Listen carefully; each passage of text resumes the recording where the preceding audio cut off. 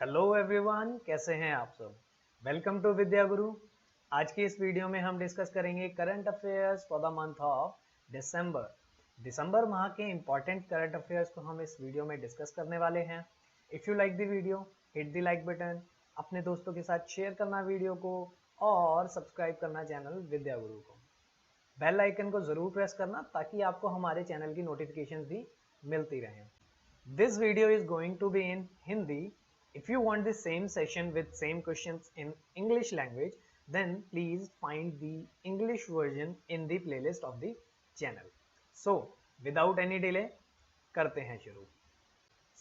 सबसे पहले बात करते हैं हम global teacher prize for the year 2020। Indian village teacher Ranjit Singh Desale, who transformed the life of young girls at जिला परिषद प्राइमरी स्कूल परितेवाड़ी सोलापुर महाराष्ट्र। सोलापुर के एक परितेवाड़ी क्षेत्र का ये जिला परिषद प्राइमरी स्कूल है जहाँ ये पढ़ाते हैं एज अ टीचर, और इनको ये प्राइज़ मिला है global teacher prize for the year 2020। अच्छा, आपको याद होगा 2019 का ग्लोबल टीचर प्राइज़ भी हमने करवाया था, जो मिला था पीटर तबीची को। केनिया के वो टीचर हैं और उनको उनके एफर्ट्स के लिए ये प्राइज़ मिला था। इस साल मिला है रंजीत सिंह देसाले को, और जिस तरह पिछले साल पीटर तबीची से रिलेटेड क्वेश्चंस आए थे एग्जाम्स में, वैसे ही इस साल भी क्वेश्चंस आने के बहुत चांसेस हैं। सो आपके लिए एक इम्पॉर्टेंट क्वेश्चन बनता है। He has been recognized for his efforts to promote girls' education and trigger a QR coded textbook revolution in India. Actually इन्होंने figure out किया कि most of the girls were not able to come school and study. तो उन्होंने क्या करा, पहले तो जो टेक्स्ट बुक्स कन्नड़ लैंग्वेज में अवेलेबल नहीं थी, उन्होंने पहले उनको कन्नड़ भाषा सीखने के बाद ट्रांसलेट करा, फिर उन बुक्स को घर घर तक पहुंचाया ताकि लड़कियां घर पर भी पढ़ सकें। इस तरह इन्होंने बहुत हेल्प करी है एजुकेशन में to girls. He announced to share half the winning prize money, which is 7 crore rupees, with other 9 finalists. इन्होंने अपनी विनिंग प्राइज मनी का 50% शेयर अपने फाइनलिस्ट, जो अदर 9 फाइनलिस्ट थे, उनके साथ शेयर करने की इन्होंने अनाउंसमेंट की है, घोषणा की है। आप देख सकते हैं कितने काइंडनेस इनकी दिखती है इनके कामों में। आगे चलते हैं, बात करते हैं Iranian scientist killed. Iran accused Israel of killing its scientist Mohsin Fakhrizadeh. बहुत इंपॉर्टेंट न्यूज़ है आपके लिए। इंटरनेशनली भी अगर देखा जाए तो इस न्यूज़ को बहुत इंपॉर्टेंट माना जा रहा है। क्यों?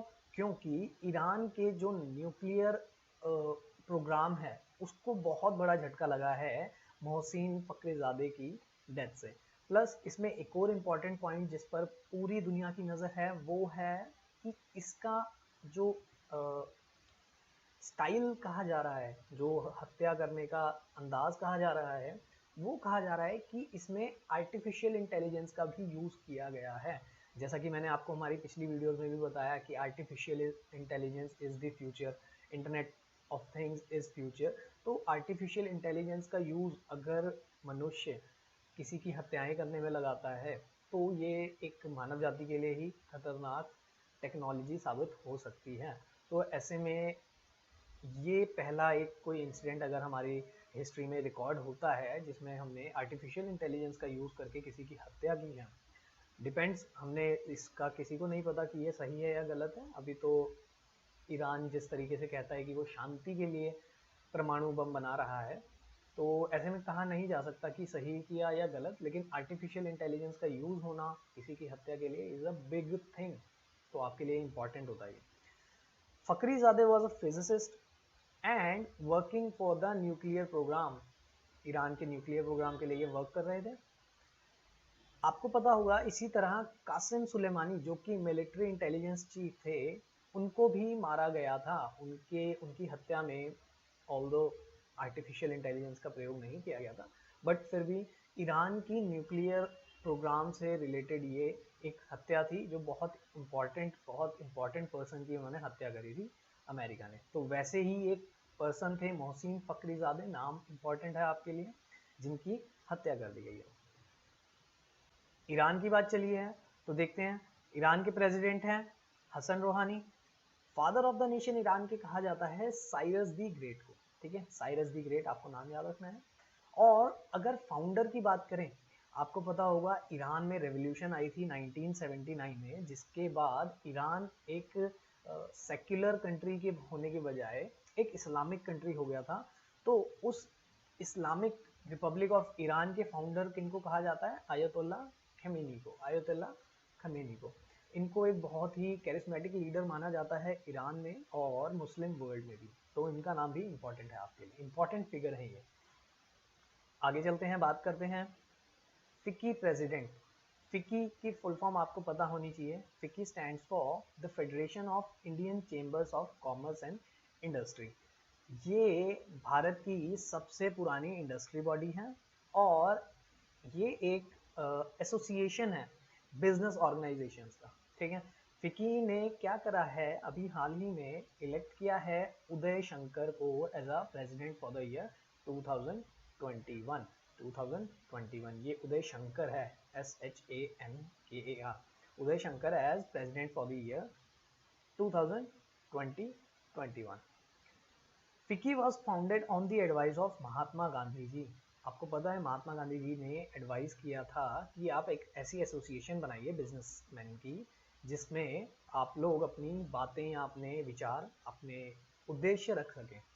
सो इसकी स्थापना हुई थी हमारी आज़ादी से भी पहले, विच इज़ 1927। और इसके फाउंडर हैं पुरुषोत्तम दास ठाकुर दास एंड घनश्याम दास बिरला। तो ये दोनों बहुत बड़े बिजनेसमैन थे जिन्होंने इसकी स्थापना की थी। फिक्की का लोगो भी आप देख सकते हैं, ऐसा है, ठीक है। आगे चलते हैं, बात करते हैं 8th नॉर्थ ईस्ट फेस्टिवल की। 8वां नॉर्थ ईस्ट फेस्टिवल अभी हाल ही में आयोजित किया जाएगा और ये आयोजित किया जाएगा गुवाहाटी में। गुवाहाटी आसाम में है और ये 8वां ऐसा एडिशन है। इससे पहले के 7 एडिशंस की बात करें तो इनको दिल्ली के इंदिरा गांधी स्टेडियम में अभी तक आयोजित किया जाता था, पर इस साल इसे गुवाहाटी में आयोजित किया जा रहा है। इसका एम आपको पता होना चाहिए, to promote culture and create awareness about its people. North east के बारे में भारत में, चाहे उत्तर भारत की बात करें चाहे दक्षिण भारत की, तो अधिक लोगों को पता नहीं होता, तो उनके बारे में लोगों को बताने के लिए ऐसे फेस्टिवल का आयोजन किया जाता है। असम में आयोजित हो रहा है, तो असम की बात कर लेते हैं। असम की कैपिटल है दिसपुर। इसके सीएम हैं सर्बानंद सोनोवाल, गवर्नर है जगदीश मुखी। लोकसभा में असम की 14 रिप्रेजेंटेशंस हैं, राज्यसभा में 7 रिप्रेजेंटेशंस हैं। आगे चलते हैं, बात करते हैं Varunastra. DRDO has launched a heavyweight torpedo named Varunastra. DRDO ने अभी एक लॉन्च किया है टॉर्पीडो। एक टॉर्पीडो के बारे में पहले मैं आपको बता देता हूँ, टॉर्पीडो क्या होता है। A modern torpedo is an underwater range weapon launched above or below the water surface, self propelled towards a target and with an explosive warhead designed to detonate either on the contact with or in proximity to the target. ये आप photo देख सकते हैं, इसको torpedo कहा जाता है। अगर आपने मूवीज में देखा हो तो सबमरीन्स में से या फिर शिप्स में से जो एक मिसाइल सी निकलती है और पानी में जाके इसकी क्षमता होती है कि ये पानी और हवा दोनों में ही ट्रैवल कर सकती हैं, तो ऐसी मिसाइल्स को टॉर्पीडो कहा जाता है। और ऐसी एक हमारी टॉर्पीडो लॉन्च की है एक DRDO ने। तो DRDO की बात करते हैं। DRDO का हेडक्वार्टर आपको पता होना चाहिए न्यू दिल्ली में है। इसका मोटो इंपॉर्टेंट है आप लोगों के लिए, मोटो पूछा जाता है। मोटो है बलस्य मूलम विज्ञानम, बलस्य मूलम विज्ञानम, जिसका अर्थ है strength origin is in knowledge, strength origin is in knowledge. इसकी पेरेंट ऑर्गेनाइजेशन की बात करें तो मिनिस्ट्री ऑफ डिफेंस है, डिफेंस मिनिस्ट्री के अंडर आता है DRDO। इसकी फुल फॉर्म भी आपको पता होनी चाहिए, वो है defence research and development organisation. Parent organisation मैंने बता दी मिनिस्ट्री ऑफ डिफेंस, और मिनिस्टर ऑफ डिफेंस हमारे हैं राजनाथ सिंह। आगे चलते हैं, बात करते हैं RE invest 2020, RE invest 2020, third global renewable energy investment meeting and expo. was virtually inaugurated by PM Modi ji. अभी हाल ही में third global renewable energy investment meeting and expo inaugurate किया गया है मोदी जी द्वारा virtually due to obviously COVID pandemic. India has emerged as fourth largest producer of renewable energy in the world। ऐसा PM Modi ji ने इस वर्चुअल समिट में address करते हुए भारत को कहा। यानी भारत की अभी जो स्थिति है वो है चौथी इन दी वर्ल्ड। ये एक मीटिंग ऑर्गेनाइज की गई थी ministry of new and renewable energy और इसके मिनिस्टर हैं राजकुमार सिंह। आगे चलते हैं, बात करते हैं Corey Anderson announced retirement. Corey Anderson है ये और इन्होंने अभी हाल ही में रिटायरमेंट अनाउंस कर दी है। ये न्यूजीलैंड के क्रिकेटर हैं और इनके बारे में अगर आप जानते हैं तो ये सबसे ज़्यादा प्रसिद्ध हुए थे जब इन्होंने 37 बॉल में शतक बनाने के रिकॉर्ड को तोड़ा था। इन्होंने 36 बॉलों में ओडीआई में शतक बनाया था और 37 बॉलों के रिकॉर्ड को, जो कि 1996 में बनाया गया था, 2015 में उस रिकॉर्ड को तोड़ा। 19 से 20 साल पुराना रिकॉर्ड इन्होंने तोड़ा था और बहुत प्रसिद्ध हुए थे अपने इस प्रदर्शन के लिए। इन्होंने अभी हाल ही में रिटायरमेंट ले ली है। अगर फास्टेस्ट सेंचुरी की बात हो रही है तो आपको पता होना चाहिए भारत की तरफ से फास्टेस्ट सेंचुरी लगाने वाले बल्लेबाज हैं विराट कोहली, जिन्होंने 52 गेंदों में अपना शतक पूरा किया था और ये शतक आया था अगेंस्ट ऑस्ट्रेलियन क्रिकेट टीम 2013 सन 2013 में उन्होंने ये शतक बनाया था। आगे चलते हैं, बात करते हैं Asian of the year 2020। Asian of the year 2020 मिला है अदार पूनावाला को। अदार पूनावाला नाम इंपॉर्टेंट है आपके लिए। इनको मिला है Asian of the year 2020 with 6 others. 6 और भी लोगों को मिला है, जिनमें से आपके लिए इंपॉर्टेंट सिर्फ इनका नाम है क्योंकि ये हैं CEO of serum institute of India. आपको पता होगा न्यूज़ में इन दिनों बहुत चल रहा है serum institute of India, because इन्होंने क्या करा है, एक वैक्सीन डेवलप की है कोविड के अगेंस्ट, जिसका नाम है कोविडशील्ड। आपको वैक्सीन का नाम भी याद रखना है, मैंने इसको हाईलाइट किया हुआ है। The institute is world's largest कोविड-19 वैक्सीन मैन्युफैक्चरर। आपको बताया मैंने अभी।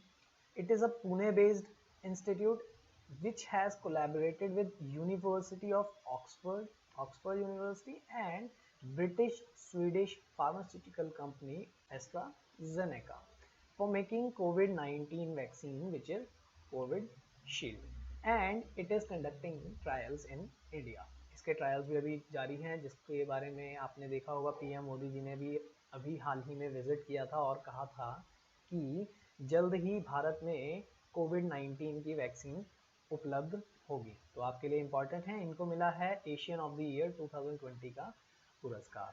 किसने दिया है? ये दिया है द स्ट्रेट्स टाइम्स ने। आगे चलते हैं, बात करते हैं new chief coach of AFI.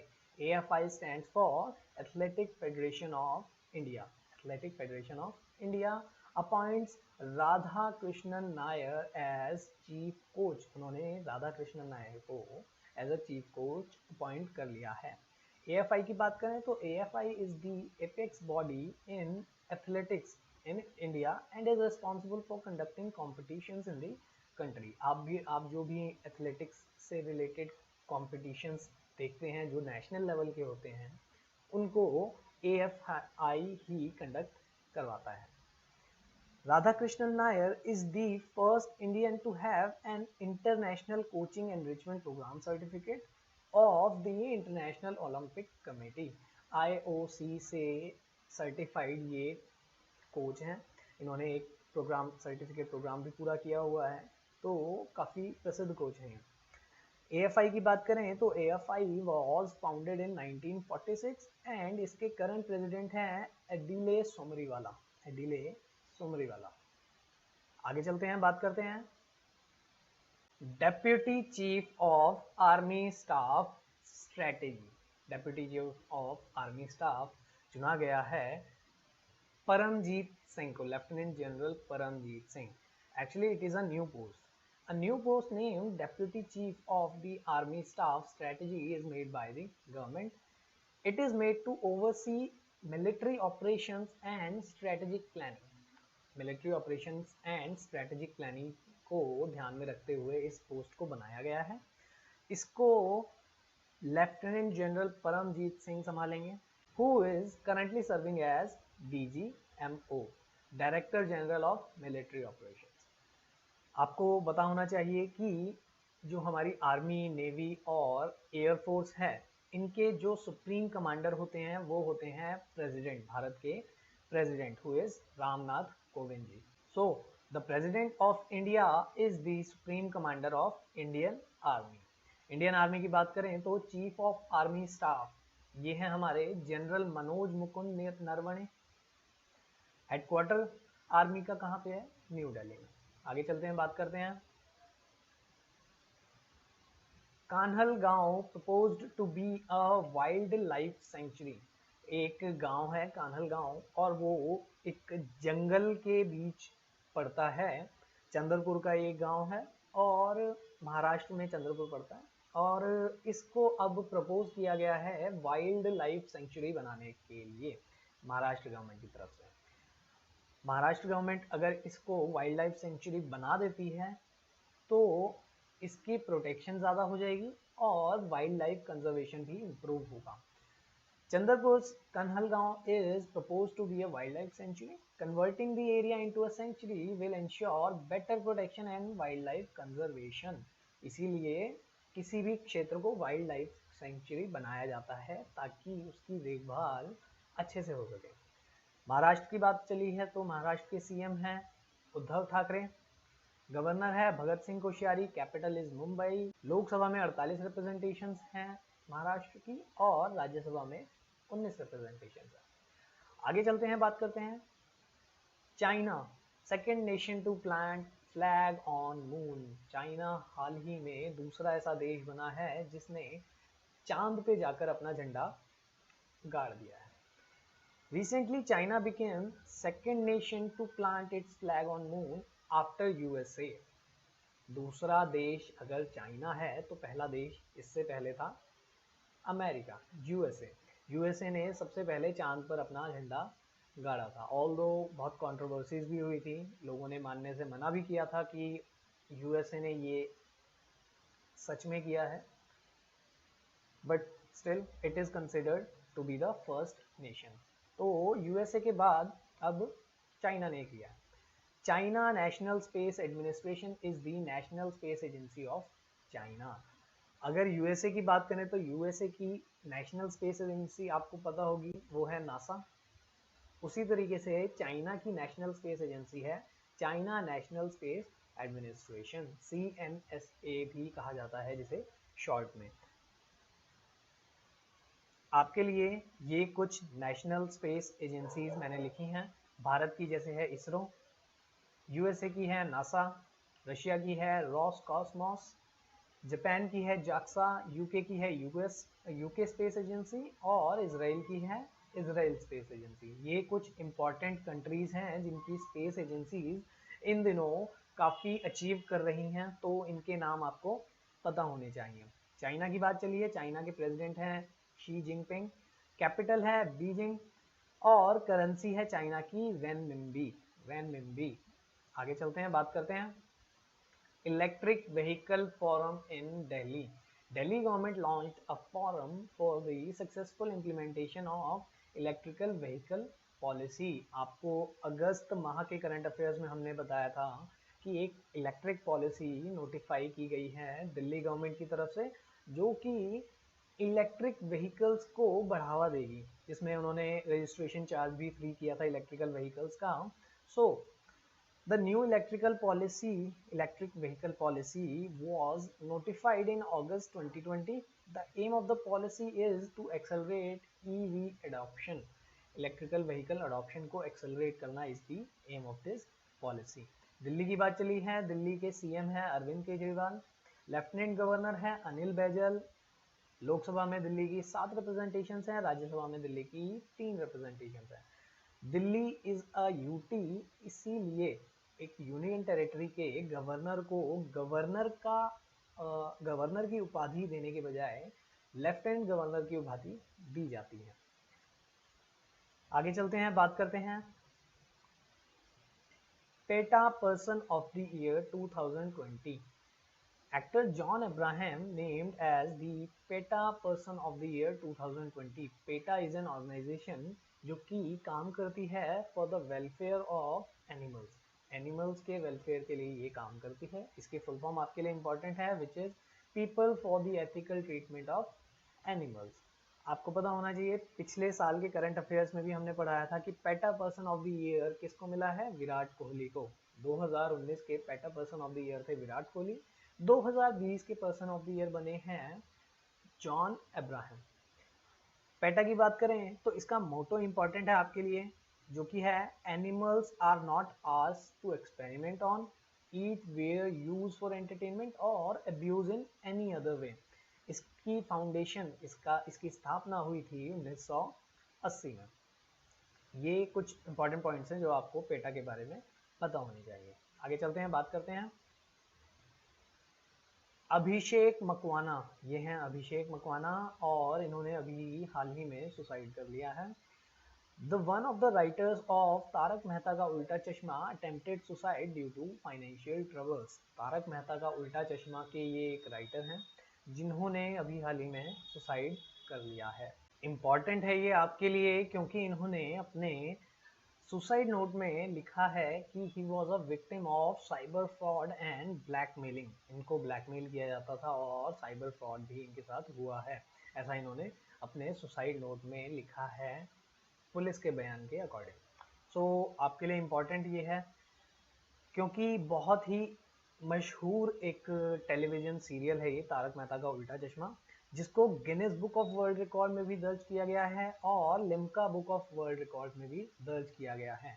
Guinness book of world record में करंट लॉन्गेस्ट रनिंग टीवी साइटकॉम बोला गया है इसे, जो कि 2016 में इनको मिला था। और लॉन्गेस्ट रनिंग कॉमेडी शो बताया गया है Limca book of world records में इस टेलीविजन सीरियल को, तारक मेहता का उल्टा चश्मा, जिसको शॉर्ट में TMKOC भी कहा जाता है। अभिषेक मकवाना इनका नाम है। आगे चलते हैं, बात करते हैं postal stamp on IK Gujral. IK Gujral ji का नाम आपके लिए बहुत इंपॉर्टेंट है क्योंकि भारत के प्रधानमंत्री रह चुके हैं ये। He was a 13th prime minister और इनकी याद में एक पोस्टल स्टैम्प अभी लॉन्च की गई है। अगर IK गुजराल जी की बात चली है, भारत के प्रधानमंत्री की बात चली है, तो मैं आपसे कहता हूं कि जब भी प्रधानमंत्री की बात आए तो आप भारत के सभी प्रधानमंत्रियों के नाम एक बार रिवाइज करें। रिवाइज करने से ही आपको कोई भी इंफॉर्मेशन याद रहती है। So prime ministers of India मैंने आपके लिए लिखे हैं यहाँ पर। ये है, फर्स्ट थे हमारे जवाहरलाल नेहरू, आपको पता होगा। सेकंड थे गुलजारी लाल नंदा, ऑल्दो कोई आपसे कह सकता है कि he was just an acting prime minister, पर इनको फिर भी प्राइम मिनिस्टर का दर्जा दिया जाता है। जैसे अगर हम बात करें प्रेसिडेंट की, तो प्रेसिडेंट के केस में एक्टिंग प्रेसिडेंट को प्रेसिडेंट नहीं माना जाता, उनको प्रेसिडेंट का दर्जा सिर्फ और सिर्फ उस कुछ निश्चित काल के लिए दिया जाता है जब तक कि दूसरा प्रेसिडेंट चुन ना लिया जाए। पर ऐसा प्राइम मिनिस्टर के केस में नहीं होता, क्योंकि प्रेसिडेंट जब अपना रिजाइन देते हैं या उनकी डेथ होती है और उनकी जगह वाइस प्रेसिडेंट जब प्रेसिडेंट बनते हैं, ऐसे में ये संविधान में रूल है कि आपको वाइस प्रेसिडेंट को प्रेसिडेंट बनाना है। बट ऐसा कहीं संविधान में नहीं है कि प्राइम मिनिस्टर के देहांत या फिर उनके रेजिग्नेशन पर आपको किसी को प्राइम मिनिस्टर बनाना है। तो ऐसे में अगर गुलजारी लाल नंदा प्राइम मिनिस्टर बने थे तो उनको प्राइम मिनिस्टर कंसीडर करना चाहिए, क्योंकि वो MPs के वोट से, MPs की सहमति से PM बने थे, तो इनको दूसरा प्राइम मिनिस्टर कंसीडर करना चाहिए। आप कंफ्यूज ना होइएगा, ठीक है। बात करते हैं तीसरे प्राइम मिनिस्टर की, जो थे लाल बहादुर शास्त्री जी। उनके बाद आई इंदिरा गांधी, जो कि भारत की पहली महिला प्रधानमंत्री भी हुई। उसके बाद आए मोरारजी देसाई, जो कि भारत के ओल्डेस्ट PM भी हैं। फिर आते हैं चौधरी चरण सिंह, इनके बाद आते हैं 7वें राजीव गांधी जी, इनके बाद आते हैं वीपी सिंह, फिर चंद्रशेखर, फिर नरसिम्हा राव, फिर अटल बिहारी वाजपेयी जो कि 11वें प्रधानमंत्री हुए भारत के। उनके बाद आए HD देवेगौड़ा जो कि 12वें प्रधानमंत्री हुए। 13वें प्रधानमंत्री मैंने आपको बताया IK गुजराल हैं, और 14वें प्रधानमंत्री, आप यहाँ ध्यान दीजिएगा, कंफ्यूज ना होइएगा कि 12 के बाद सीधा यहाँ पे 14 नंबर लिखा है, जो कि 14वें प्रधानमंत्री थे हमारे मनमोहन सिंह जी। उनके बाद आते हैं 15वें प्रधानमंत्री नरेंद्र दामोदर दास मोदी। आगे चलते हैं, बात करते हैं first kid of the year. First kid of the year मिला है फ्रॉम टाइम मैगजीन, मिला है गीतांजलि राव को। ये हैं गीतांजलि राव, इनको मिला है किड ऑफ द ईयर, जिनकी उम्र है केवल 15 साल। 15 वर्ष की आयु में इनको पहला किड ऑफ द ईयर मिला है। आपके लिए इम्पोर्टेंट ये इसलिए है क्योंकि पहला तो एक ही महिला ने कुछ अचीव किया है, सेकेंड ये भारतीय मूल की अमेरिकन किड हैं। Gitanjali Rao has been selected from a field of more than 5,000 nominees. 5,000 से अधिक नॉमिनीज थे इस अवार्ड के लिए, जिनमें से इनको चुना गया है और इनको किड ऑफ द ईयर पुरस्कार मिला है। Geetanjali Rao is an Indian origin girl, an inventor and a scientist also. ये एक इन्वेंटर और साइंटिस्ट हैं। टाइम मैगजीन की बात करें तो time magazine was founded in 1923, बहुत पुरानी मैगजीन है। हाल ही में 3 साल बाद इनकी 100वीं वर्षगांठ भी होने वाली है। आगे चलते हैं, बात करते हैं 40 years with Abdul Kalam untold stories. ये एक बुक है जो कि लिखी गई है ए शिवथानु पिल्लई द्वारा। ए शिवथानु पिल्लई इनके राइटर हैं इस बुक के। Vice president released a book of doctor APJ Abdul Kalam, इन पर ये बुक लिखी गई है।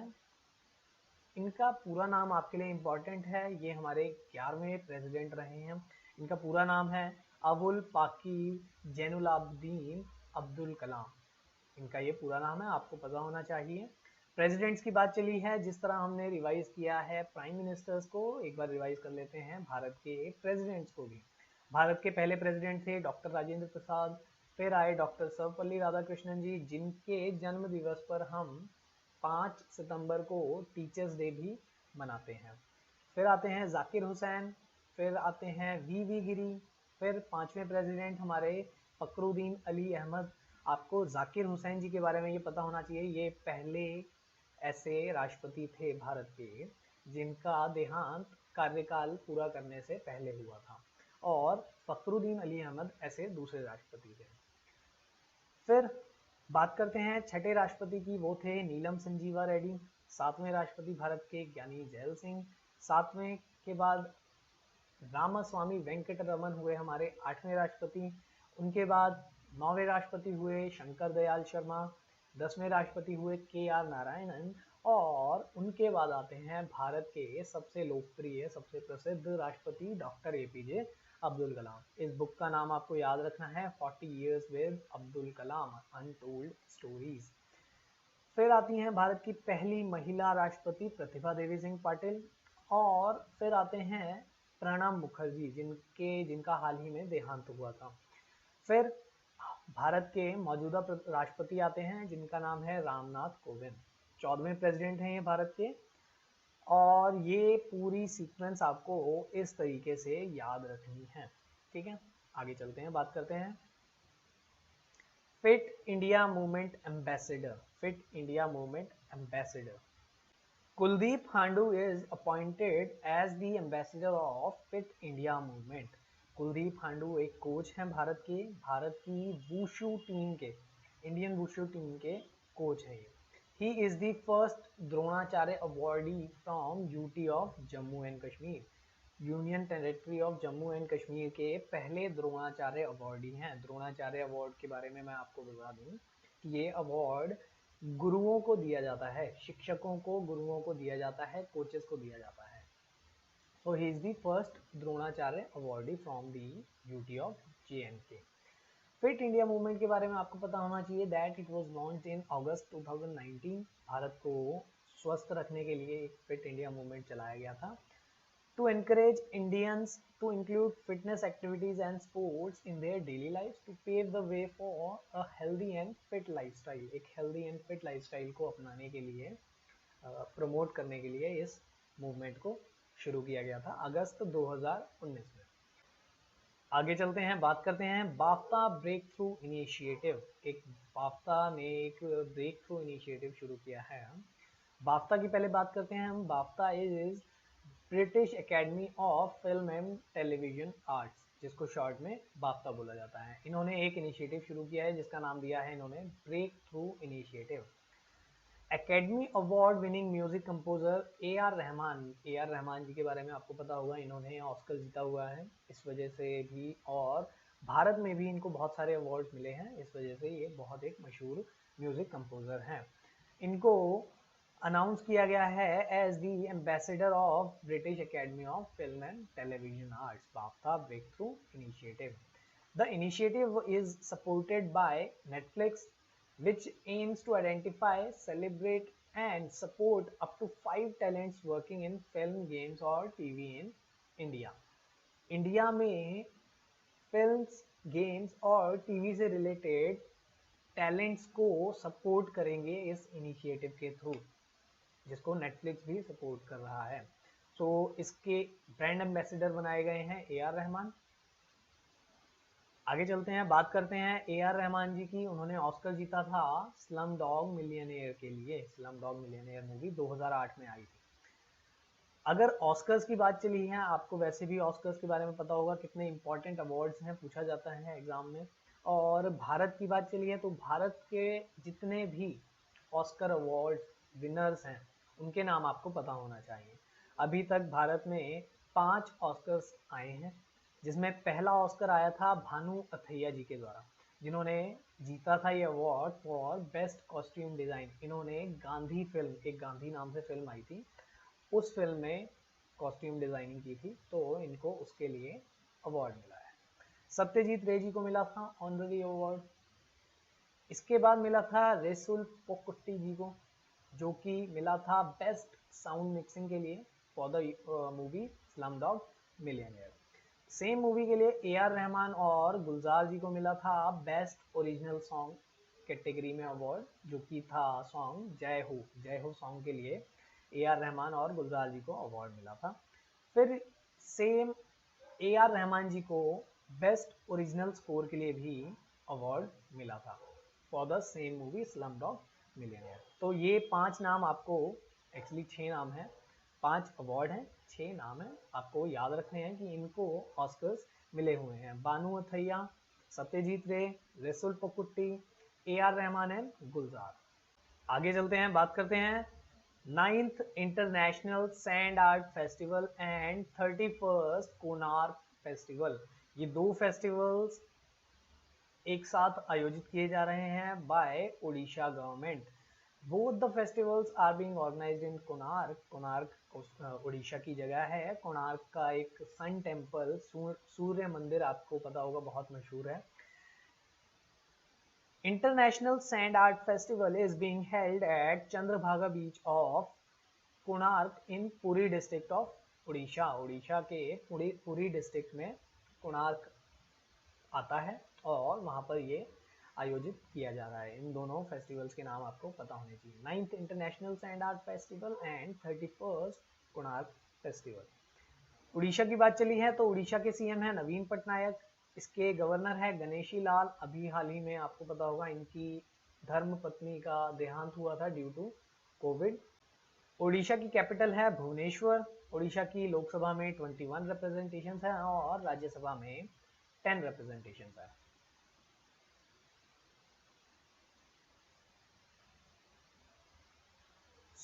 आज की वीडियो में इतना ही फ्रेंड्स। आई होप आपको वीडियो अच्छी लगी होगी। वीडियो अच्छी लगी होगी तो प्लीज़ लाइक कीजिएगा, अपने फ्रेंड्स के साथ शेयर कीजिएगा चैनल विद्या गुरु को, सब्सक्राइब कीजिएगा चैनल विद्या गुरु को और press the bell icon, notifications पाने के लिए बेल आइकन को भी ज़रूर प्रेस कीजिएगा।